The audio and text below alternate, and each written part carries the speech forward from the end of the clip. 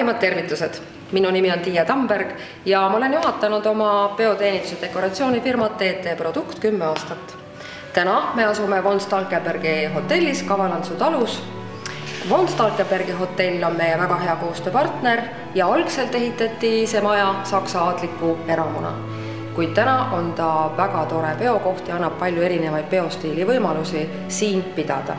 Aga täna oleme siis siia tulnud, et näidata teile, mismoodi võiks olla siin üks abielutseremoonia dekoratsioon, mis sobib tegelikult nii õue kui ka sisetingimustesse.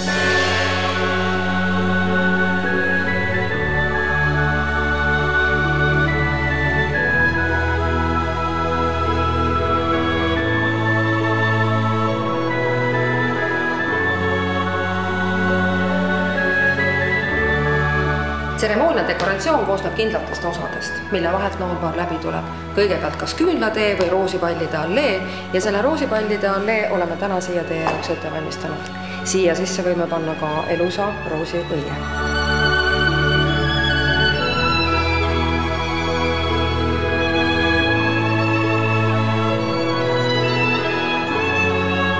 Noorpaari teekond tseremoonia lauani võib olla palistatud ka imeilusate ja romantiliste küünlalaternatega.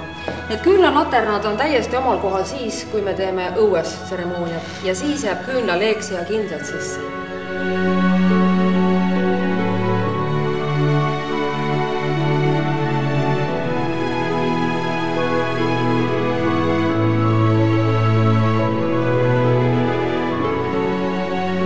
Teiseks väga tähtsaks tseremoonia elemendiks on pulmakaar.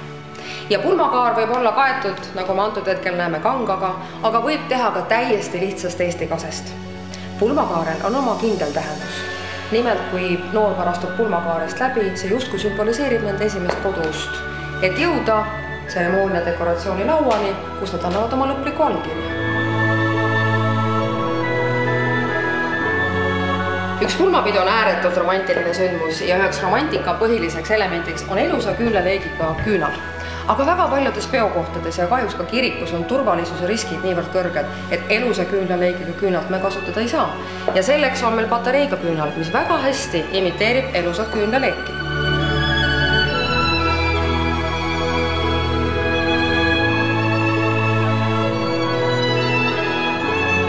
Üheks pulmatseremoonia dekoratsiooni kindlaks elemendiks on nimelt valgete katetega toolid. Aga valgete katetega toolidel on kindel funktsioon, nimelt pakume vanematele ja vanavanematele võimalust tseremooniat nautida istudes.